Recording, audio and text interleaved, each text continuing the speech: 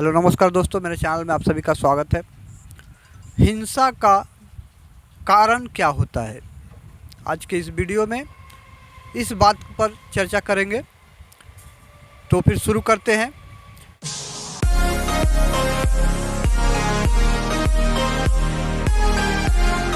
कि हिंसा का कारण किसी में क्यों होता है, कब होता है और कैसे होता है।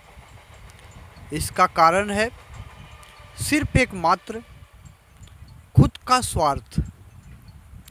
जब किसी भी व्यक्ति में, वो कोई भी व्यक्ति हो, चाहे आपका कितनों भी जी जान से आपका चाहने वाला ही क्यों ना हो, चाहे कोई स्त्री हो या पुरुष, किसी के भी मन में किसी भी तरह की स्वार्थ या लालच कभी भी अगर उत्पन्न हो जाता है तो वहीं से हिंसा का शुरुआत होता है। हिंसा का कारण यही बनता है जब कोई अपना स्वार्थ किसी भी सोच या काम से अगर कोई अपना स्वार्थ ढूंढने की कोशिश करता है, सोच लगाता है कि मेरा वहाँ से कोई स्वार्थ, मेरे काम की कोई वस्तु, कोई समय जो मेरे खुद के काम में आए, जब ऐसी कोई सोच और बुद्धि अपने मन में, दिमाग में दौड़ाता है, वहीं से एक नई राह, हिंसा की राह इंसान को दिखने लगता है।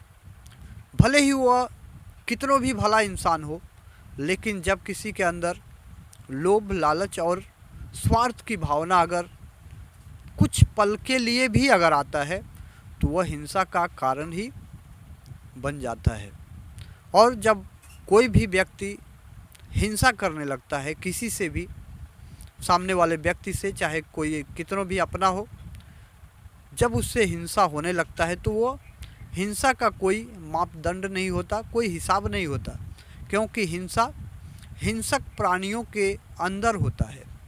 जिस तरह से जो पशु किसी भी एक दूसरे पशु को मार करके, किसी भी जीव जंतु को मार करके जो खुद को ग्रहण कर लेते हैं, खाते हैं या भोजन के रूप में व्यवहार करते हैं, उन्हें हिंसक प्राणी कहते हैं। उसी तरह की हिंसा जब कभी किसी भी इंसान के अंदर उत्पन्न होता है तो वह हिंसा कहाँ तक और कब तक क्या कर सकता है, कहाँ तक हिंसा जा सकता है, उसका कोई सोच और हिसाब नहीं होता। क्योंकि हिंसा के बाद हिंसक जब व्यक्ति कोई भी बनता है तो उसकी अपनी खुद की शुद्ध बुद्ध और अच्छाई बुराई में उसे कोई फ़र्क नहीं दिखता। तब सिर्फ उसे अपने स्वार्थ को सिद्ध करने की, अपने लाभ, स्वार्थ से अपने आप को लाभ पहुंचाने की सोच होती है।